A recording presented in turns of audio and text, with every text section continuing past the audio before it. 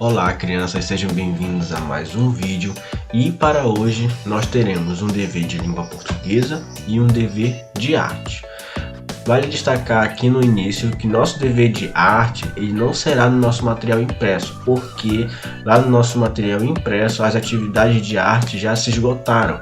Então eu vou passar uma atividade impressa, tá bom? Eu vou passar uma atividade alternativa de releitura de obra de arte, tá bom?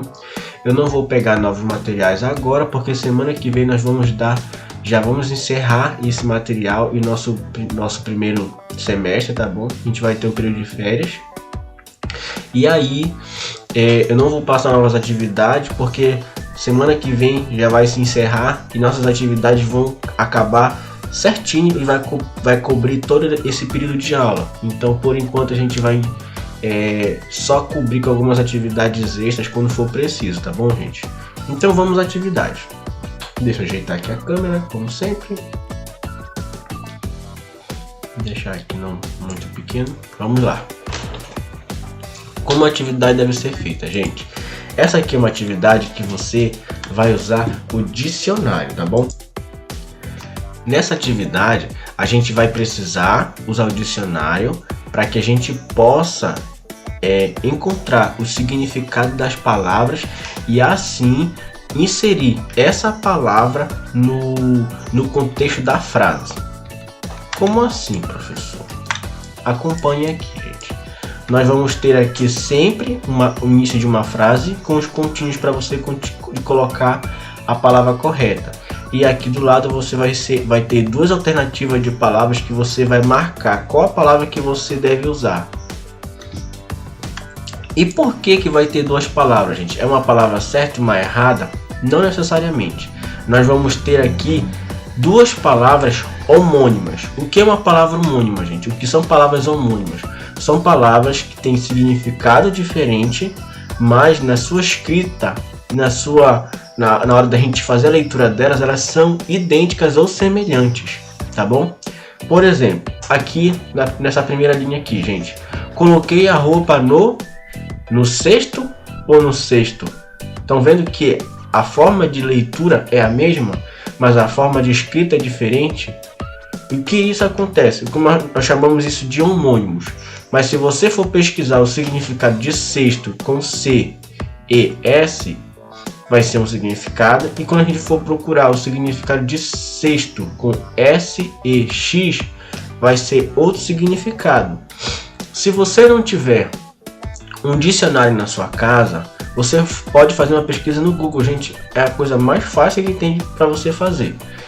Para você saber qual palavra você deve usar, você deve encaixar a palavra de acordo com o seu significado. Coloquei a roupa no cesto, né? Então estamos falando cesto de roupa suja, né? Então nós vamos pegar a palavra cesto que tenha significado nesse sentido de cesto onde a gente coloca a roupa, tá bom? Ó, como você vai fazer, gente? Você vai aqui abrir uma página do Google e vai escrever assim: significado da palavra. Eu vou colocar primeiro o cesto com C-E-S, tá bom? Cesto. O significado da palavra cesto, ó, recipiente de material diverso, entrelaçado, que resulta ou não de trabalho artesanal, ou seja, é aquele cesto que a gente usa para colocar coisas dentro, armazenar, é o recipiente. Então, provavelmente, esse cesto aqui é o cesto que a gente vai usar para poder colocar aqui, entendeu? Mas aí você sempre procura também o significado da outra para você saber. Aí aqui temos o cesto com S-E-X. Aí você volta aqui na pesquisa e escreve cesto com S-E-X. Cesto aqui, gente, o outro cesto, ó, numeral ordinal, que ocupa numa sequência a posição do número 6. Vocês lembram desse assunto lá de matemática? Vocês já estudaram no ano passado. Quem são os números ordinais? Primeiro, segundo, terceiro, quarto, quinto, sexto. Ou seja, seria o número 6, que na sequência ordinal estaríamos falando do sexto. Nesse caso, sexto não se encaixa aqui. Porque nós não estamos falando de uma frase em que estamos falando da posição de alguma coisa. Nós estamos falando de estamos falando de um contexto em que você colocou a roupa dentro do ou no cesto de roupas. Então seria a primeira questão. Isso você vai fazer nas outras questões. Faça a leitura da frase. No carro eu faço concerto com C ou concerto com S. Tanto concerto com C como concerto com S são palavras que são corretas. A sua escrita está correta, mas ambas, apesar de ser parecidas, têm significado diferente. Nós estamos falando aqui no contexto em que você levou um carro para ser consertado por um mecânico, certo? Então vai pesquisar o significado da palavra concerto com X, com C aqui, e concerto com S, para ver qual desses dois concertos seu significado está relacionado justamente à manutenção de alguma coisa quebrada, entendeu? Ou danificada. Você vai marcar e vai reescrever essa palavra aqui, tá bom? Tinha até esquecido de falar isso. Marcou a palavra correta, aqui nesses pontilhados você vai escrever a palavra correta. Não vou me estender muito porque é bem simples, né, gente? Bem simples. Aí vamos para a próxima atividade. Na próxima atividade, o que a gente vai fazer? A gente vai fazer uma releitura de obra de arte. O que isso significa? Que nós vamos tentar fazer um desenho semelhante ou fazer parecido, tá bom? Mas inspirado na obra de arte de algum artista. Essa pintura aqui, gente, é a pintura O Pescador de Tarsila de Amaral, tá bom? E nela aqui você está vendo, né, a presença de uma área mais urbana, tá bom? Mais rural, né? Em que você vê uma forte presença aqui da natureza, do rio e algumas casinhas aqui no fundo. Nós temos palmeiras aqui, né? O que você vai fazer? Nessa atividade você pode simplesmente tentar como é que fala, gente? Desculpa. Você pode simplesmente tentar reproduzir essa pintura, tá bom? Você pode simplesmente tentar reproduzir, ou você pode fazer uma releitura diferente dela a partir, tá bom, do que você já viu aqui no Amapá. Por que eu escolhi essa pintura, gente? Porque ela lembra muito também aqui a nossa região.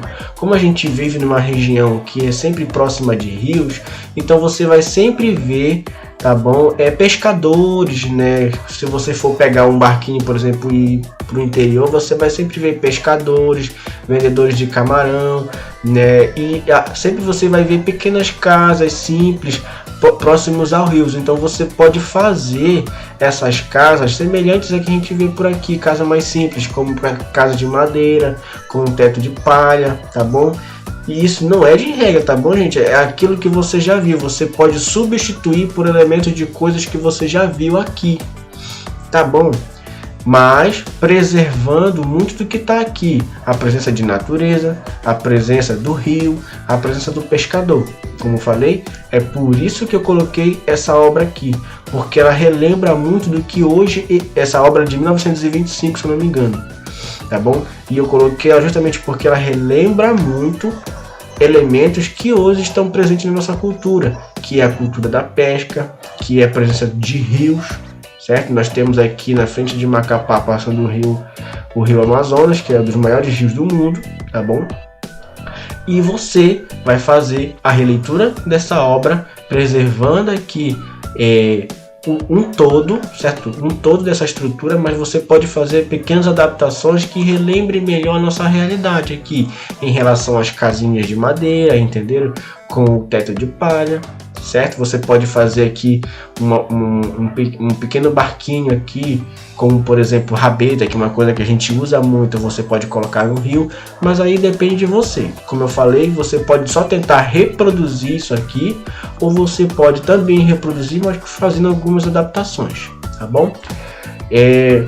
Eu vou pedir para vocês colocarem a informação, você vai fazer isso aqui no seu caderno mesmo, tá bom? Se você tiver um caderno de arte, você pode fazer no caderno de arte.